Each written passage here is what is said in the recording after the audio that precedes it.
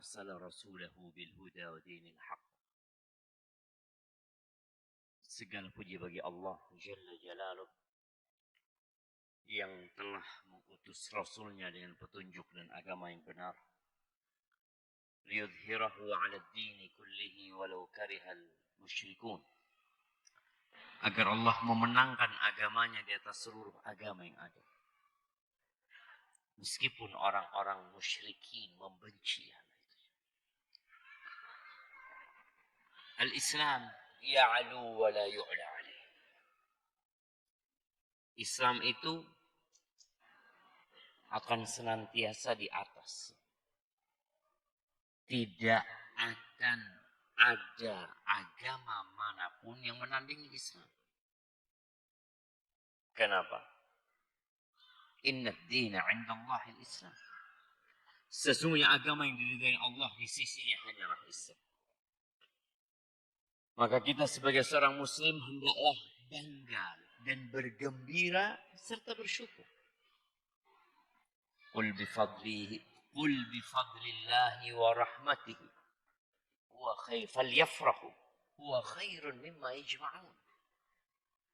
Hendaklah kita ini dengan karunia Allah, dengan Al-Quran yang Allah turunkan, dengan agama yang Allah pilihkan buat kita, kita bergembira. Itu lebih baik daripada yang dikumpulkan sama umat manusia. Allahumma salli wa sallim ala abdika wa rasulika sayyidina wa maulana Muhammadin wa ala alihi wa ashabihi ajma'in. Amma ba'd. Jamaah rahimakumullah. Kita masih akan membahas permasalahan perceraian. Sedih jemaah. Kalau dengar orang yang kemarin menggandeng istrinya, kemarin berlibur bersama istrinya.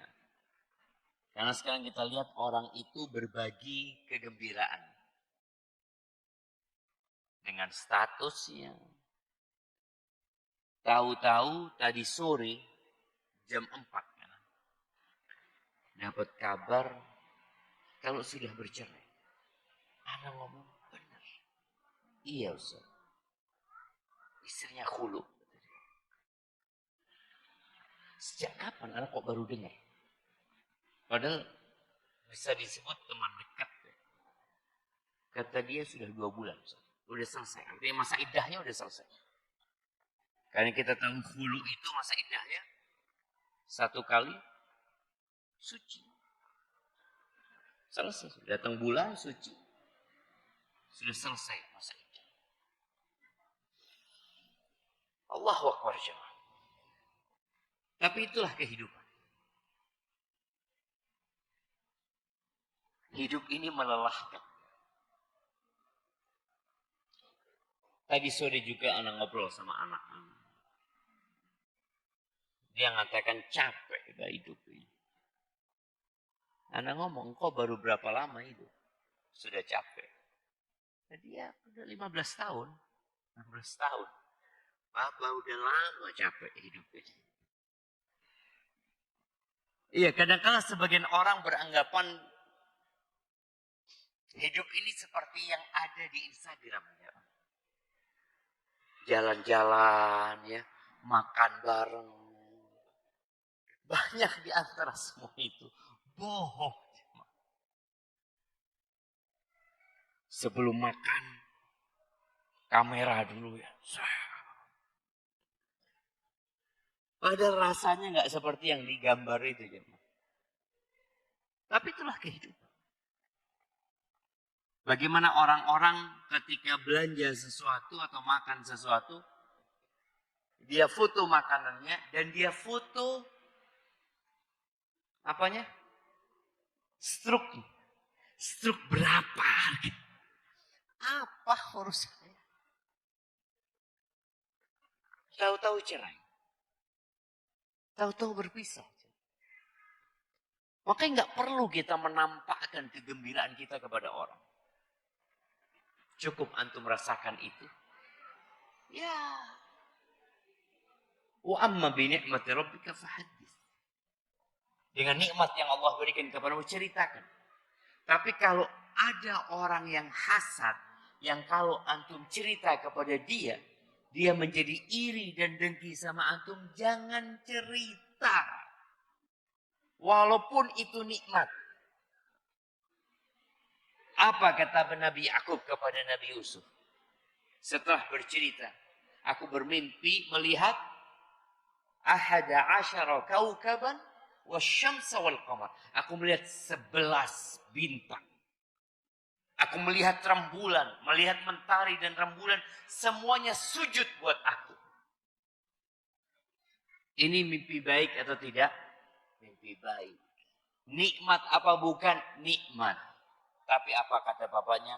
La taqsus ru'yaka ala ikhwatika. Jangan kau ceritakan mimpimu kepada saudara-saudaramu sendiri. Jadi ada kondisi yang sama saudara kita nggak perlu cerita. Kalau hanya sekedar membuat dia jadi hasad, jadi iri dengan kegembiraan orang lain, itu jangan. Antum dapat rezeki, dapat iman, udah berbagi sama mereka. Tapi tidak perlu kita menceritakan yang menyebabkan hasad. Kullu dzi ni'matin mahsud. Semua orang yang dapat nikmat itu mesti ada yang hasad. Mesti ada yang hasad. Karena itu tabiat manusia. Ma khala jasadun min hasad. Sampai sebagian ulama mengatakan tidak ada jasad yang selamat dari hasad. Nggak. Tapi orang yang beriman berusaha untuk memangkas pohon hasad di tubuhnya. Dia pangkas, tumbuh dipangkas. Seperti rumput mungkin hasad itu jamaah. Antum melihat kadang-kala rumput itu sama petani disemprot. Semprot apa namanya? Yang membuat dia menguning. Roundup. Padahal Roundup itu merek ya. Iya, sama obat lah. Disemprot kuning. Oh, selesai urusannya. Selesai. Enggak. Tumbuh lagi. Tumbuh lagi, tumbuh lagi. Terus apa yang harus kita lakukan? Setiap tumbuh, pangkas. Setiap tumbuh, erit. Begitu pula dengan hasad kita. Jadi orang yang beriman itu yang mulia berusaha. Ada perasaan kepingin kayak fulan. Kepingin kayak fulan. Tapi dia tahan. Tapi kalau orang yang tercela, maka hasadnya itu dibelikan pupuk sama dia. Supaya tambah besar dan tambah banyak. Maka hati-hati. Bicara tolak ini. Ada orang yang gak suka antum bahagia. Ketika melihat antum berduaan berjalan, ya, antum dikasih rezeki, kok seneng, kok kayak gak ada masalah, ya. Ada orang-orang yang hasad. Ketika ada gimana antum di rumah, ada masalah nggak? Oh, masalah selalu ada lah. Selalu ada masalah. Di rumah Nabi Sallallahu Alaihi Wasallam piringnya pecah. Supaya antum tahu. Jadi ada orang-orang yang berharap rumah tangga itu seperti yang dia lihat di handphonenya. Enggak kayak gitu. Di rumah Rasul sallallahu alaihi wasallam terkadang Nabi alaihi salatu wasallam enggak diajak ngomong sama istrinya. Bayangin tuh. Nabi sallallahu alaihi wasallam makhluk yang paling dicintai Allah, Rasulul Rabbil Alamin, Sayyidul Alamin. Cek 1 2. Masya Allah. Kayak gitu tuh. Mama dikasih mic, dibagikan kan. Tapi nggak ada yang ngomong sama istri. Ya, kayak gitu aja. Kalau kemudian antum menuntut kesempurnaan, jangan nikah. Sampai sohib pun. Sohib pun. Jangan istri. Sampai dikatakan man talaba akhan bila aibin baqiya bila akhin. Barang siapa yang mencari kawan, mencari saudara tanpa aib, maka dia akan hidup sampai mati tanpa saudara. Maka tolong kita belajar untuk memahami kehidupan ini ujian. Hari ini antum diuji, besok diuji, lusa diuji, sampai kapan diuji? Sampai mati. Bahkan di kuburan pun antum akan diuji. Semoga Allah menyelamatkan kita tatkala kita diuji di alam kubur sana. Ahibati fillah, di antara pembahasan yang berkaitan dengan talak itu, apakah talak itu harus ada saksi? Apakah kalau seorang menceraikan istrinya tanpa saksi, cerainya tidak sah? Karena nggak ada yang tahu, hanya dia sama suaminya, suaminya sama dia. Jatuh talak itu. Perintah Allah untuk adanya saksi itu anjuran. Antum kalau membaca di surat At-Talaq ya, di ayat 2. Allah Azza wa Jalla mengatakan فَإِذَا بَلَغْنَا أَجَلَهُنَّ فَأَمْسِكُوهُنَّ بِمَعْرُوفٍ أَوْ فَارِقُوهُنَّ بِمَعْرُوفٍ. Apabila sudah mendekati habisnya masa iddah. Ini udah diceraikan istrinya, kemudian sudah mendekati masa iddahnya habis. Kalau yang tidak hamil dalam kondisi datang bulan, maka 3 kali suci. Kalau yang hamil, maka dengan melahirkan. Kalau yang tidak hamil dan tidak datang bulan, maka iddahnya berapa bulan? 3 bulan. Nih, sudah tinggal 2 hari masa iddah. Allah Azza wa Jalla mengatakan fa'amsikuhunna bima'ruf. Kalian lanjutkan rumah tangga kalian. Kalian jaga, pegang rumah tangga kalian ini. Pegang istri kalian dengan cara yang ma'ruf. Au fariquhunna bima'ruf. Atau sudah pisah dengan cara yang baik-baik. Jadi kalau mau dilanjutkan dengan baik-baik, mau berpisah udah baik-baik. Artinya engkau nggak mau lanjutkan rumah tangga ini, nggak sudah. Orang-orang ngasih nasihat dia, ayo dah rujuk engkau. Sampai ada ungkapan dari seorang yang mengatakan, ana jangan dirujukkan sama dia. Tapi nggak mau. Tapi dilihat apa permasalahannya. Kalau memang mau berpisah, baik-baik. Udah mau pisah nih, nggak usah ribut. Engkau kan udah nggak mau, iya aku nggak mau. Sang perempuan merasa aku dizalimi sama suamiku. Ya udah, sang suami merasa iyalah kalau memang dia nggak mau ya sudah, Bismillah, mudah-mudahan jadi baiknya. Silahkan baik-baik. Lalu Allah mengatakan wa ashhidu dzawai adlim minkum. Adakan saksi 2 orang yang adil di antara kalian.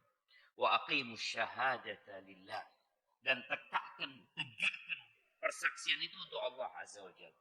Jangan sampai ada yang menyembunyikan persaksian. Dzalikum yu'adu bihi man kana yu'minu billahi wal yaumil akhir. Ini pelajaran, ini nasihat, ini mau'izah dari Allah. Buat siapa? Buat orang yang beriman kepada Allah dan hari akhir. Allah kasih nasihat. Mau lanjutkan rumah tangga baik-baik. Mau berpisah baik-baik. Panggilkan saksi sudah. Kalau mau pisah sudah. Itu nasihat dari Allah Azza wa Jalla. Wa man yattaqillaha yaj'al lahu makhraja. Barang siapa bertakwa kepada Allah, pasti Allah kasih solusi. Kalau bicara janji Allah itu pasti. Karena Allah tidak pernah ingkar janji. Tapi kalau kita nggak bisa. Kita katakan insya Allah. Tapi kalau Allah udah pastikan. Wa may yattaqillaha yaj'al lahu makhraja. Ya udah bisa, nggak apa-apa. Cerai sudah kalau memang nggak ingin dilanjutkan rumah tangganya. Tapi tolong baik-baik gitu. Adakan saksi sejatinya supaya nggak ada lagi perebutan nanti atau keributan yang mengatakan nggak diceraikan sebenarnya. Loh itu ada saksi. Ana dapat potongan video jemaah yang bikin anak ketawa tadi malam berkaitan dengan cerai. Ada seorang laki-laki yang ribut sama istrinya. Ya udah pisah rumah ya. Kayaknya udah cerai. Udah diurus ke pengadilan. Dan ini sepertinya video konten. Bikin konten. Yang konten itu ada sih pelajarannya. Ini laki-laki sedang nelpon sama istrinya. Kata dia, Assalamualaikum, katanya minta maaf. Aku akan kirimkan surat cerainya kepadamu. Kata istri bahasa Arab. Kata istri, siap gitu. Aku tunggu, kata dia. Selesai. Cuma istrinya ngomong, aku cuma mau ngomong sama engkau, lupa aku ngomong. Alhamdulillah, aku baru bagi waris. Si perempuan ini ngomong sama suaminya yang menceraikan ini, aku baru dapat bagi waris, bagianku. Alhamdulillah katanya 6 juta. 6 juta real. 6 juta real ini berapa 4 kali 6?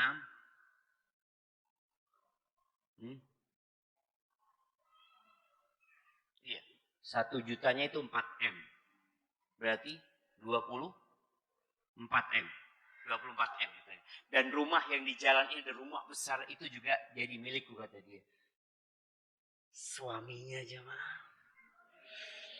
nyesel, kemudian suaminya pura-pura muntah, kata dia. Aku minta maaf. Iya, kenapa, kata dia? Aku hamil. Kok bisa laki hamil gitu? Karena dia kebayang dengan hartanya istrinya ini. Dia gak kepingin pisah. Kalau bisa dia dari masa iddah, aku masih masa iddah gitu. Tadi ada orang yang terburu-buru memutuskan cerai. Karena dilihat istrinya mungkin tidak banyak fulusnya ini dan itu. Jangan. Orang yang bertakwa kepada Allah, Allah kasih solusi. Wa yarzuqhu min haitsu la yahtasib. Dan Allah kasih rezeki dari arah yang tidak disangka-sangka. Dan sebagian orang berpikir rezeki dari arah yang tidak disangka-sangka ini fulus.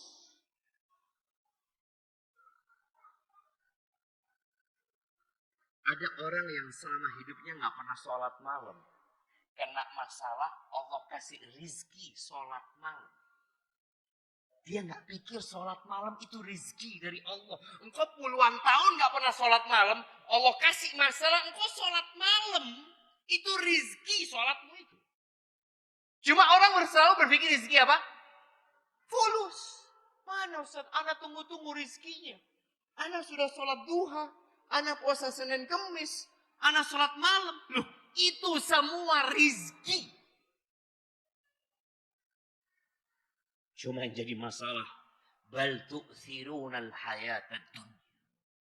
Kalian pikirannya dunia. Padahal dunia ditinggalkan. Gak kebayang antum. Gara-gara masalah perceraian ini. Antum sholat malam. Dulu ketika masih suami istri gak ada sholat malam. Jadi itu rizki. Kalau orang tanya, mana rizkinya Ustaz? Anda sudah sholat malam. Apa kata Nabi SAW? Kata Jibril. kepada Nabi kita Muhammad alaihi salatu wasallam, wa'lam anna syarafal mu'min qiyamuhu bil-lail. Ketahuilah bahwa kemuliaan, kehormatan yang para penguasa berebut, yang orang-orang kaya mencari itu kehormatan, ternyata adanya di qiyamul lail. Salat malam jamaah. Cuma orang itu selalu berpikir fulus. Ya, jadi saksi ini tidak harus, artinya kalau tidak ada saksi, jangan dianggap cerainya tidak sah. Cerainya tetap sah karena adanya saksi hanya anjuran. Ibn Taimiyah rahimahullahu ta'ala mengatakan, dhanna ba'dun nas, sebagian orang berprasangka, annal ishhad huwa talaq, bahwasanya kesaksian itu dalam perceraian itu harus. Itulah perceraian kalau ada saksi. Wa dhanna anna at-talaq alladhi la yashhadu alaihi la yaqa. Dan ada yang berpendapat kalau cerai enggak ada saksinya, enggak sah cerai. Beliau mengatakan wa hadza khilaful ijma'. Ini menyelisih ijma' para ulama. Jadi imam yang 4 sepakat bahwasanya tolak walaupun tidak ada saksi tetap jatuh. Maka antum jangan main-main karena tolak ini termasuk, ya nanti akan ada pembahasan, jidduhunna jiddun wa hazluhunna jiddun. Tolak ini seriusnya serius, guraunya serius. Enggak boleh. Jadi termasuk gurau yang terlarang itu gurau dalam masalah tolak. Dan di antara dalil yang dijadikan oleh para ulama bahwasanya tolak itu enggak harus ada saksi, yakni enggak wajib persaksian itu, adalah hadis Abdullah bin Umar. Abdullah bin Umar bin Khattab ini pernah menceraikan istrinya dalam kondisi haid di masa Rasul SAW. Lalu Umar bertanya tentang hal itu kepada Nabi SAW. Menanyakan bahwasanya dia punya anak ini menceraikan istrinya dalam kondisi haid.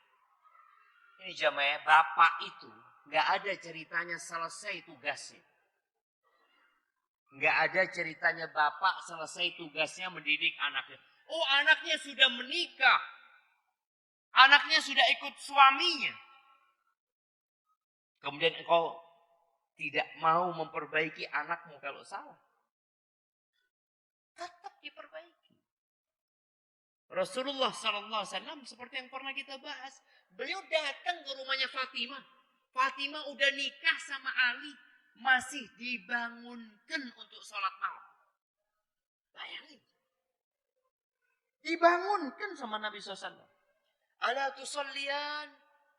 Ini sholat sunnah. Tetap dibangunkan. Kemudian ketika ada masalah, Fatimah sama suaminya. Suaminya nggak tidur siang di rumah. Nabi turun tangan. Maka tolong orang tua harus belajar jadi orang tua. Karena sebagian kita nggak pernah belajar jadi orang tua. Dia belajar jadi mekanik, ya. Dia belajar jadi insinyur, ya. Dia belajar jadi dokter, naam. Belajar jadi apa? Jadi ustadz, naam. Pernah ada sekolah untuk menjadi orang tua? Nggak ada.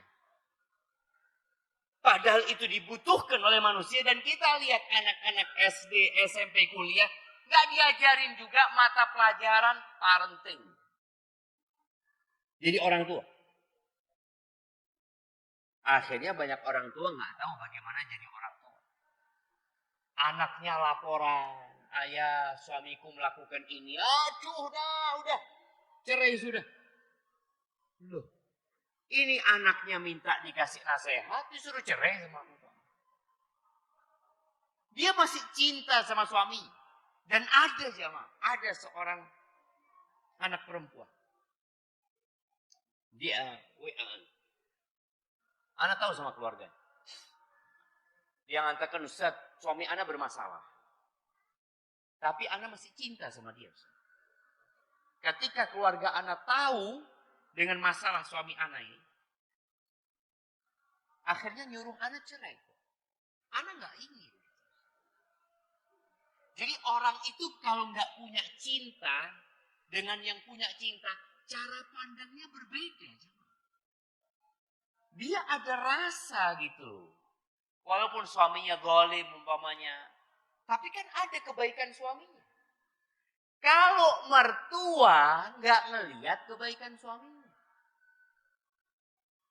maka tadi hendaklah, ini ceritanya Umar bin Khattab masih peduli sama anaknya. Dia lihat putranya menceraikan istrinya dalam kondisi haid. Tanya sama Nabi SAW, gimana ya Rasulullah? Ini putraku menceraikan istrinya dalam kondisi haid. Apa kata Nabi SAW? Murhu fal yuraji'ha. Suruh dia rujuk istri. Thumma liyumsikha hatta tadhur.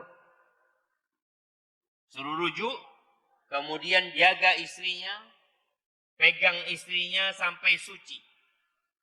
Kemudian haid, kemudian suci.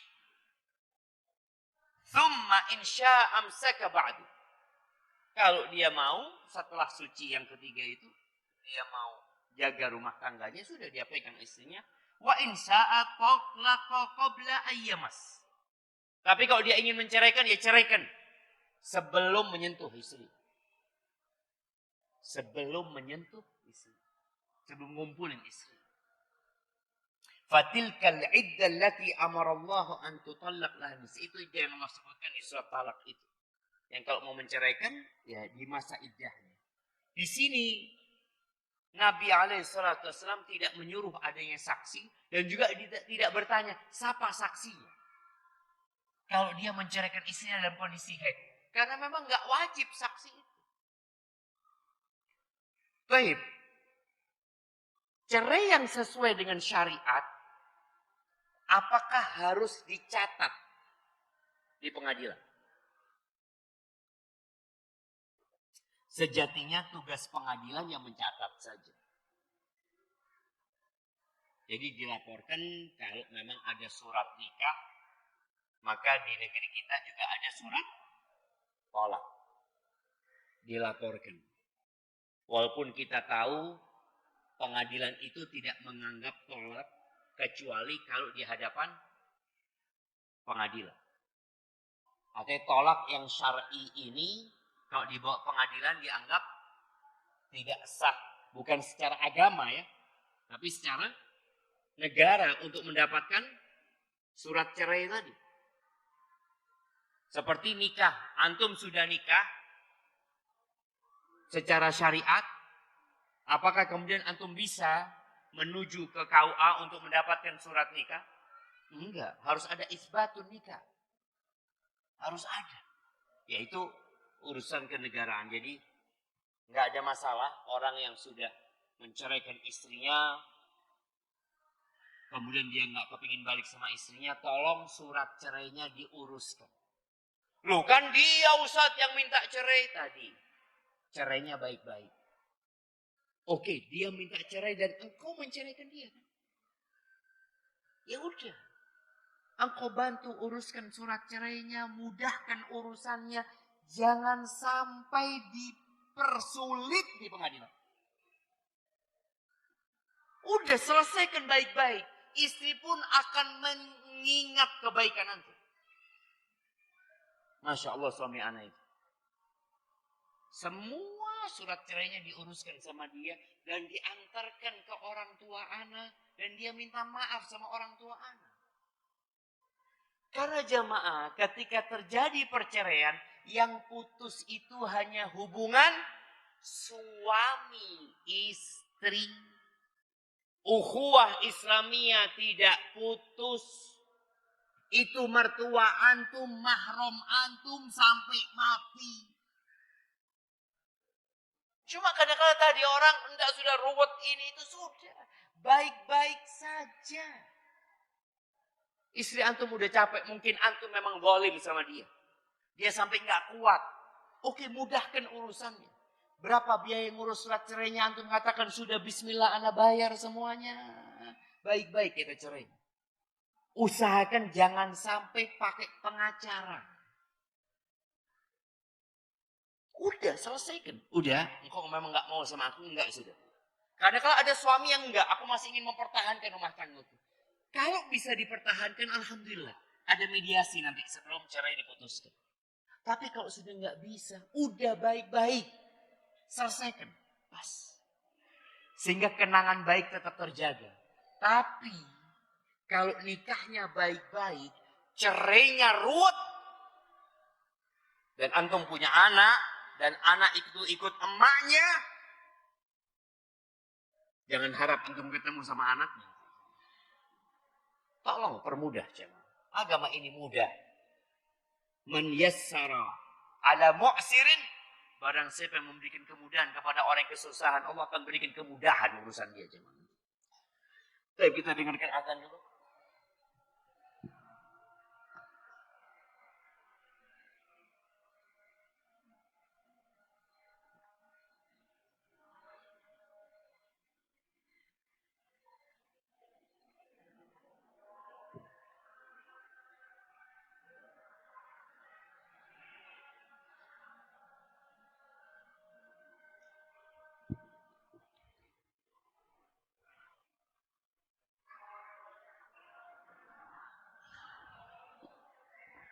Allahu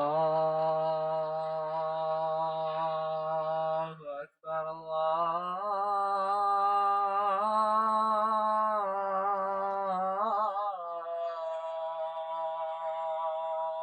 Akbar.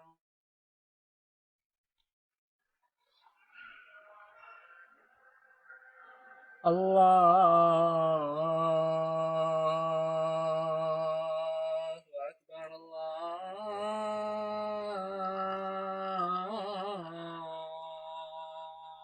Akbar.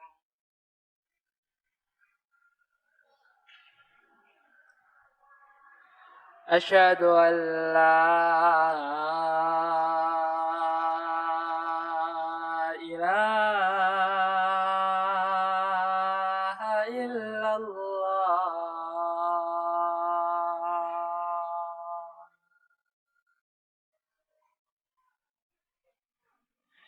أشهد أن لا إله إلا الله.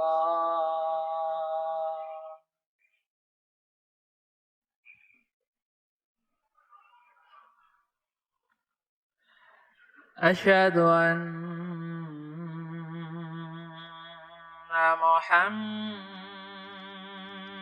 رسول الله.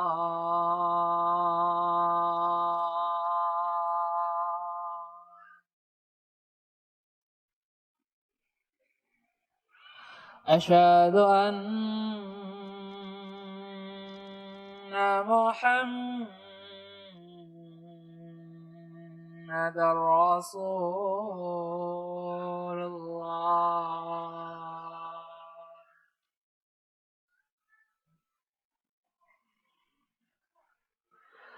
حي على الصلاة.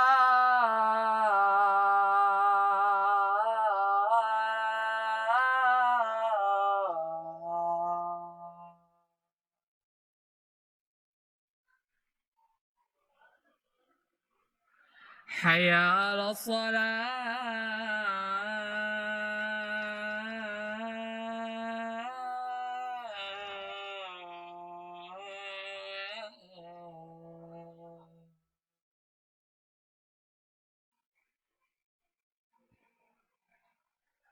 حي على الفلاح.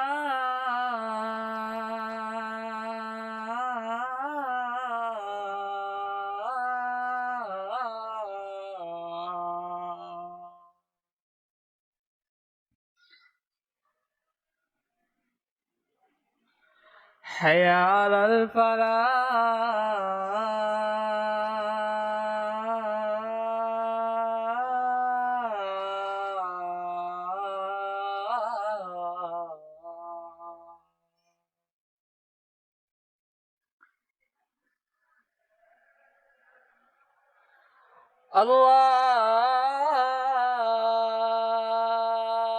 الله أكبر، الله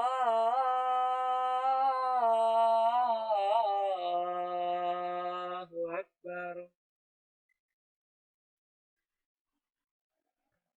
لا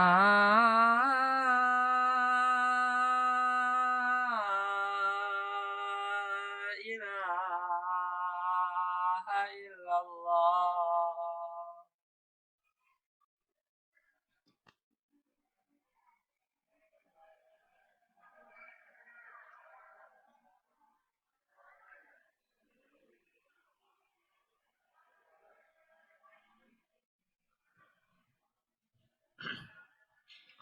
Allahumma salli wa sallim ala nabiyina Muhammad. Baik, sebelum kita lanjutkan jamaah, ada hadiah yang seharusnya dibagikan. Pertanyaan pertama. Kita udah bahas pada pertemuan sebelumnya tentang hukum tolak. Pertanyaannya, kapan tolak itu wajib? Nah,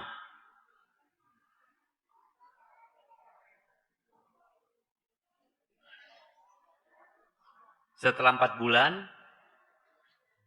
iya, dia wajib mentalak istrinya atau menghubungi istrinya. Iya, betul. Nah, sahih. Jadi orang yang mengilah, ilah itu bersumpah untuk tidak menghubungi istrinya, dia punya kesempatan 4 bulan. Setelah 4 bulan dia punya 2 pilihan. Ceraikan istrinya atau dia hubungi istri. Itu talak wajib pada waktu itu. Dia kata, Anda nggak mau menghubungi istrinya, ya udah wajib ceraikan. Ceraikan dia. Nah, barakallahu fikum. Kasihkan hadiahnya. Yusuf, Yusuf. Baik. Pertanyaan kedua. Kapan tolak itu haram?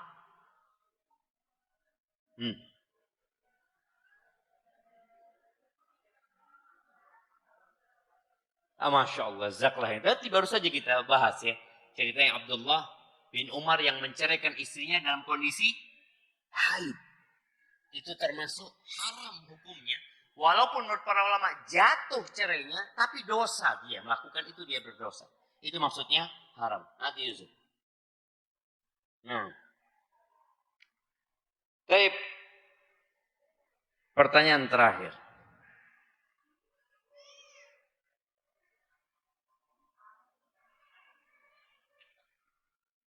Kapan tolak itu mubah?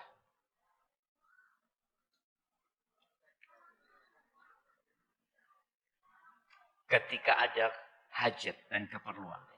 Nah, ada sebabnya. Kalau dilanjutkan, ya lebih baik. Tapi kalau dia mau sabar nggak apa-apa kan? Karena hukumnya mubah aja. Gitu. Kapan dikatakan mubah? Kita kalau ada sebab. Tapi kalau mau bersabar lebih baik. Barakallahu fikum. Atil hadiah. Baik, pembahasan kita tentang tolak bukan menganjurkan antum untuk tolak. Tapi agar kita berhati-hati dengan masalah tolak ini. Baik, jemaah rahimakumullah, kita udah membahas tentang hukum persaksian, mencatat perceraian itu di pengadilan. Kalau di negara yang mayoritas muslim ada pengadilan agama, tapi kalau di negara-negara kafir ya pengadilan negeri yang ada di sana, nggak ada masalah catat situ. Kemudian ada satu pertanyaan, siapa yang punya hak mencerai itu? Yang kalau dia mengatakan cerai, jatuh cerai itu. Suami. Boleh nggak bapaknya suami? Sudah nak, aku ceraikan istrimu nak. Loh, ya apa bapak ini? Kamu menceraikan istri anak? Tetangga marah sama tetangganya. Mas, wis tak pegat bojone sampean. Loh, sampean iki sapa? Iya. Jadi yang sah menceraikan itu adalah suami.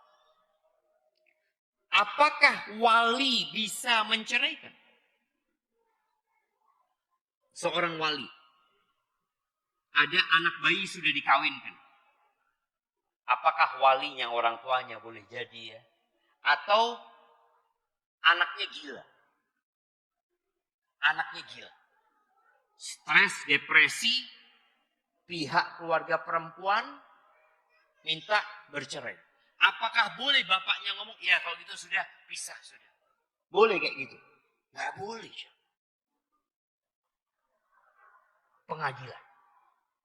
Hakim yang bisa menjatuhkan. Dalam posisi tadi, suami ini tidak bisa, tadi ima karena akalnya nggak ada sama dia, atau dia masih kecil tadi, maka ke pengadilan yang bisa memutuskan. Jadi jangan sampai ada orang tua yang anaknya depresi, kemudian dia menceraikan istilahnya karena nuntut cerai, udah bisa aja nggak apa-apa. Atau umpamanya koma, suaminya ini koma, dia nggak ada harapan lagi, pengadilan. Jadi kita harus tahu.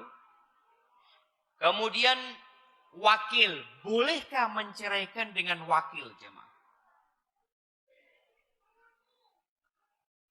Boleh. Umpamanya orang ini ada di Kalimantan, istrinya ada di Jember. Dia berpikir kalau dia menceraikan via telepon, boleh jatuh cerai juga. Tapi kayaknya kurang etis.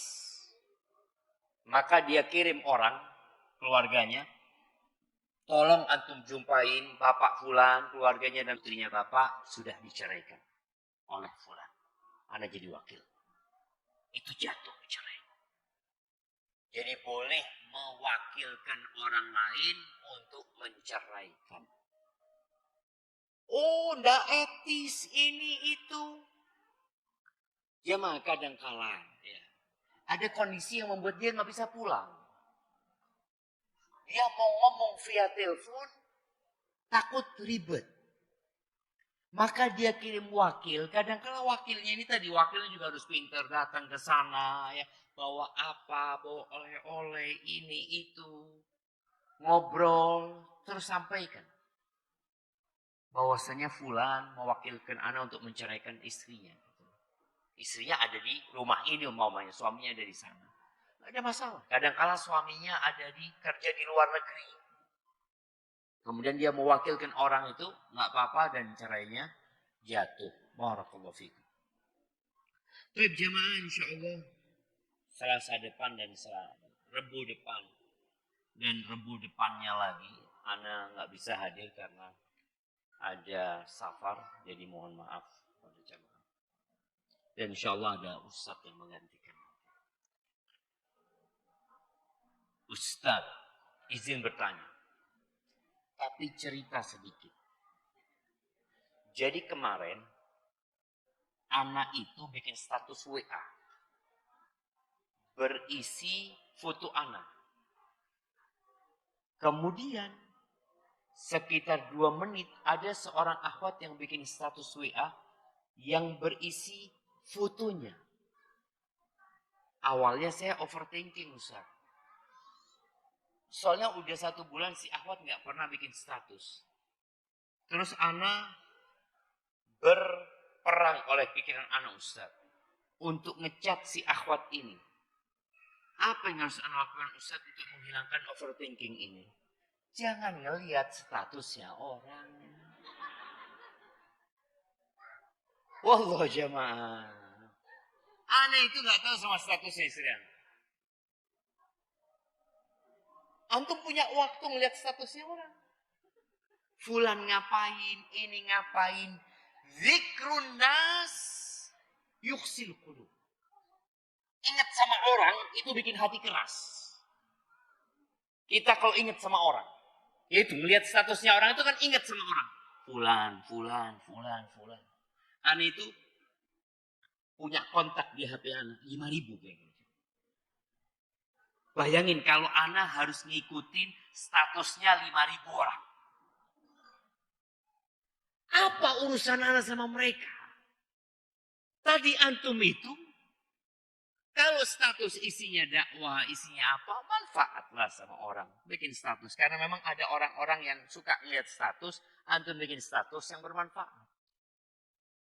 Tapi ketika antum bikin status fotonya antum, urusannya lagi ngapain, ini dan itu. Antum sedang mau apa bikin status? Tebar pesona. Cari mangsa. Dapat mangsa satu. Bingung, sudah enggak? Sudah. Antum enggak usah chat, antum turunkan status antum, bismillah.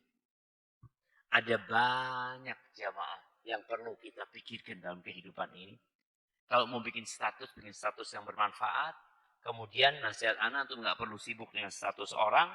Terus gimana dengan akhwat itu? Antum suka sama akhwat itu? Ya sudah, bismillah, lamar sama orang tua. Enggak perlu tanya kenapa bikin status ya ini itu. Iya, silakan mak-mak di belakang. Assalamualaikum Ustaz. Waalaikumsalam warahmatullahi wabarakatuh. Semoga Ustaz dan keluarga Afwan izin menyampaikan titipan pertanyaan.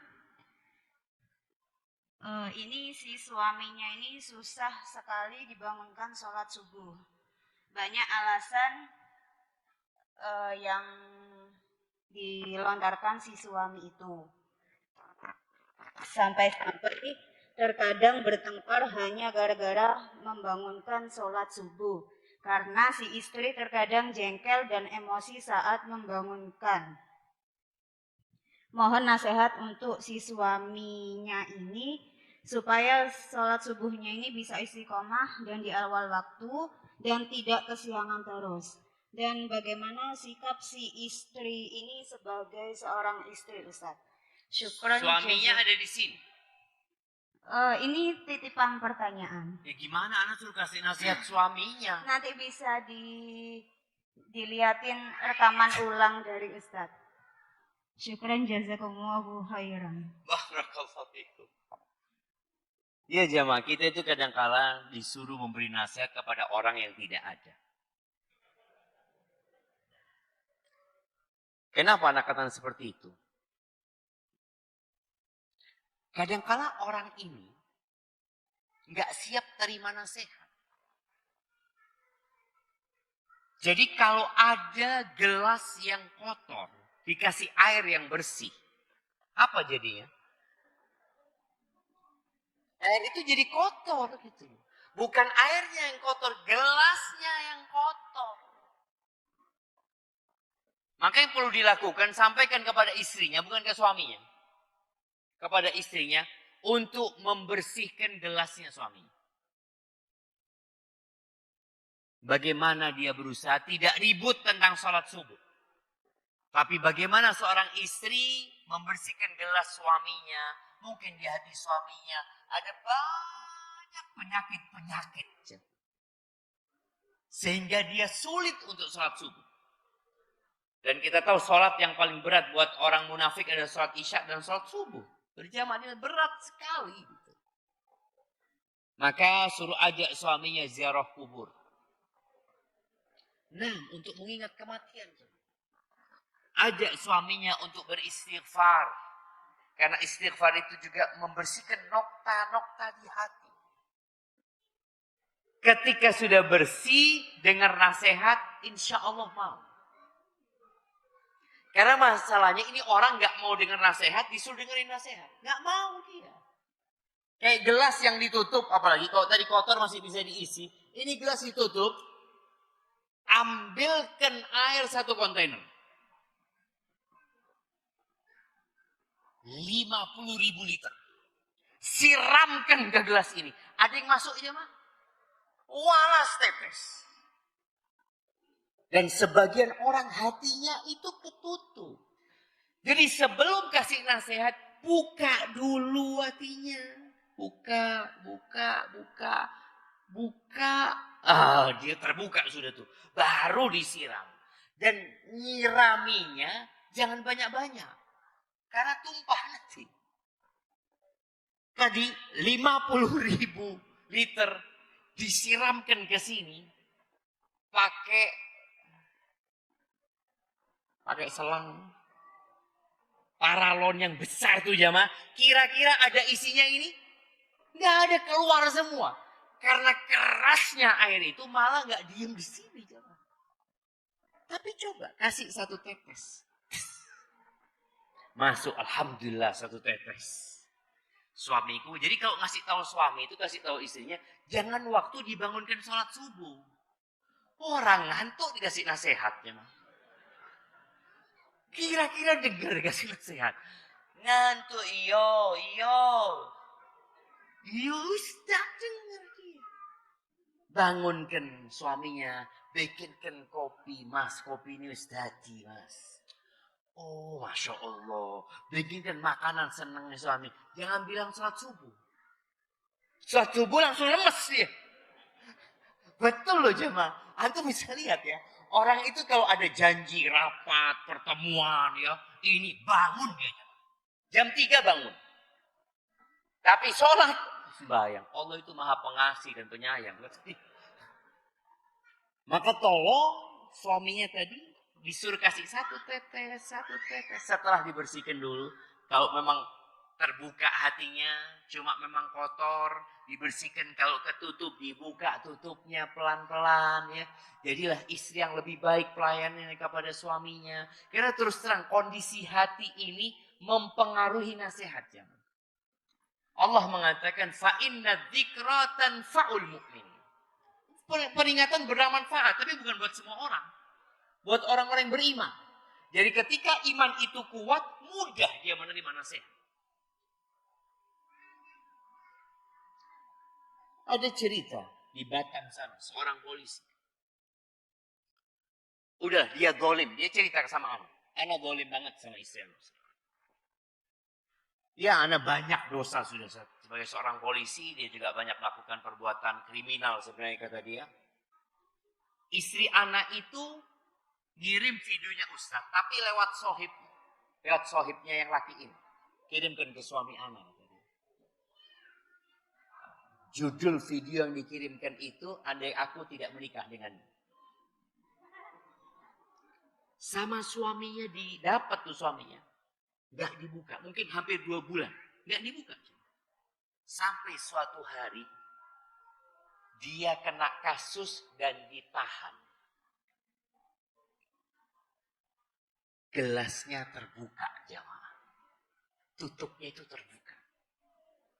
Ketika dia nggak ditahan, ya dia dengan dosa-dosanya terus merasa nyaman. Ketika masuk tahanan penjara, seorang polisi di penjara ini itu hilang semua kesenangan tuh jamaah. Disinilah tutupnya terbuka. Baru ana buka video kiriman istri ana. Ketika ana buka, nangis ana. Kenapa dia nangis waktu itu? Karena udah terbuka hatinya. Coba waktu dulu, dengarkan. Oh, Ustaz Wahabi. Artinya boleh jadi dia lihat, oh Ustaz jenggotan. Tidak mau dia seperti itu. Tapi ketika hatinya terbuka, mau dia terima. Lo nggak bisa disampaikan Ustaz, ini apa sih? Nasihat. Jadi seperti itu jamaah, maka nasihat Anda bukan buat suaminya, tapi buat siapa? Istrinya. Tolong. Lo ini tadi, Anda mau baca ini tadi jamaah. Bismillah. Ahsanallahu ilaikum wa ilaina jami'an. Dengan masing-masing keutamaan dari amalan sholat dan puasa, mana yang lebih utama untuk dikerjakan seorang yang ingin hafal Quran dan perdalam ilmu agama. Karena Anda pernah dengar kajian orang yang ingin menuntut ilmu itu harus ikut cara Nabi, yakni sholat malam, sallallahu alaihi wasallam. Bukan ingin benturkan amalan, tapi kami kesulitan mencontoh Abu Bakar. Jadi jika kami fokus puasa sunnah, maka sholat sunnah sekedarnya dan sebaiknya dan sebaliknya. Mohon nasihatnya Ustaz. 6 jamaah. Pintu surga itu ada 8. Ada yang mungkin masuk surga dari pintu sedekah. Dia sholatnya ya wajib saja. Karena kita tahu ya 8 pintu itu bukan untuk amalan wajib sebenarnya. Tapi untuk amalan tambahan sunnahnya. Pintu puasa itu bukan untuk yang puasa Ramadan. Tapi untuk orang yang rajin puasa sunnah setelah Ramadan. Soalnya kalau puasa Ramadan ya semua orang puasa karena memang wajib gitu. Bicara sholat 5 waktu semuanya sholat. Jadi pintu sholat buat orang-orang yang rajin sholat sunnah. Jadi kalau antum mengatakan mana yang lebih utama, kembali kepada diri antum. Karena ada orang yang lebih kuat puasa nahan lapar daripada sholat. Tapi ada orang yang aduh kalau puasa nozat gak kuat Ustaz. Tapi kalau sholat masih kuat. Dan orang yang rutin sholat, tolong jangan pernah meninggalkan sholat. Dikurangin jumlahnya iya. Jadi iman itu naik turun. Umpamanya antum biasa sholat malam 11 rakaat. Kondisinya capek, lelah. Udahlah 9 rakaat. Capek Ustaz. Udahlah 7 rakaat. Masih capek Ustaz. Udahlah 3 rakaat sambil duduk. Iya. Kalau sholat sunnah boleh duduk. Tapi pahalanya separuh gitu. Ada orang biasa sholat sunnah ya. Dengan pakaian yang bagus, ya, dengan parfum. Dia lagi imannya tuh udah sholat sunnah pakai kaos dalam aja. Nggak apa-apa yang penting sholat sunnah. Daripada kemudian dia harus pakai bajunya. Akhirnya belum pakai baju sudah tidur. Oh, ini nggak sholat dia. Puasa seperti itu. Jadi ada orang yang puasa sunnah kuat. Dia puasa Senin Kemis. Tahu-tahu dia lemah imannya udah. Puasa 3 hari dalam sebulan. Tapi tetap ada puasanya gitu. Jangan sampai ditinggali. Jadi kembali kepada diri antum. Mana yang lebih antum mampu. Kalau bicara mana yang lebih utama buat para penghafal Quran. Sholat malam. Karena di sholat malam itu antum murojaah hafalan Quran antum. Barakallahu fikum. Pertanyaan kedua, ana dan istri merasa setelah menikah kami kesulitan atur waktu. Sulit bahkan bikin jadwal. Tidak seperti masa bujang, apalagi setelah punya anak. Apa itu tanda berkurangnya berkah waktu dan umur kami? Dan memang seperti itu warna-warni pernikahan. Adakah hubungan dengan dosa-dosa masa lalu? Mohon pencerahanmu. Makanya para ulama itu nganjurkan buat para penuntut ilmu. Kalau nggak butuh nikah, jangan nikah. Makanya nasihatin nih. Kalau nggak butuh nikah, jangan nikah. Orang yang nikah itu rakibal bahr. Dia seperti mengendarai lautan. Orang yang menikah. Diombang-ambingkan sana sama ombak ke sana. Datang badai. Punya anak pecah kapalnya. Sudah. Dan anak rasakan. Ketika anak punya anak di Medina. Bawa istri. Yang biasanya bisa daurah di Riyadh. Daurah ke Taif. Sebulan di sana, sebelah sini. Punya istri. Sehari gak datang di telepon. Iya kenapa kok telat? Ya itu istri. Yang minta belanja, yang minta ini, minta itu istri. Punya anak, kalau masih kecil ya sudah repot. Hamil aja antum sudah repot. Ngantarkan ke bidan, check up ke dokter, ini itu. Mikir lahiran dapat fulus dari mana. Anaknya lahir. Alhamdulillah lahir yang kedua, lahir yang ketiga, lahir yang keempat. Ya memang seperti itu kehidupan. Makanya para sahabat Nabi radhiyallahu anhum enggak semuanya itu menjadi ulama dalam artian fokus mengajarkan ilmu hadis. Ada yang fokusnya berjihad di jalan Allah, maka hadis-hadisnya enggak banyak. Ada yang fokusnya dagang tapi tetap ngaji, tetap belajar. Semuanya tetap ngaji. Itu. Jadi kalau antum mengatakan repot, atur waktu memang seperti itu. Karena antum sudah punya kewajiban kepada istri, punya kewajiban kepada anak. Dan alhamdulillah jamaah, ketika anak hendak menyelesaikan tesis, bukan tesis, disertasi ya, di tahun keempat, anak nggak mampu sudah. Anak ngomong sama istri anak, Afwan, anak mau pulangkan anti sama 4 anak ini. Nggak kuat. Tadi nggak ada waktu. Ini yang nomor pertama sudah sekolah SD. Ini udah sekolah TK. TK sama SD-nya jauh-jauh sama. Ini emaknya juga tahfidz. Kita nganter. Anak ngomong kapan anak menyelesaikan disertasi ini? Anak pulangkan. Anak pulangkan, minta maaf sudah. Anak balik ke Madinah. Tes. Nah, kayak gitu kalau punya anak tuh. Dites nanti semua. Iya, ada pertanyaan lagi Mama, pertanyaan terakhir.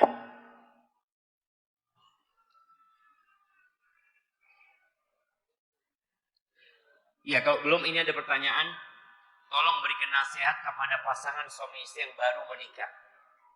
Bagaimana menjadi suami yang baik dan istri yang baik supaya agar selalu ada keharmonisan dalam rumah tangga. Syukran jazakallahu khair.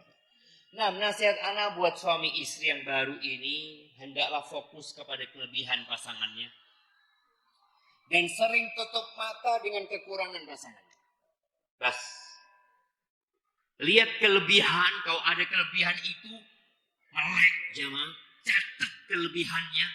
Kalau bisa beli pilok, taruh di tembok, kelebihan suamiku. Dan gak lupa.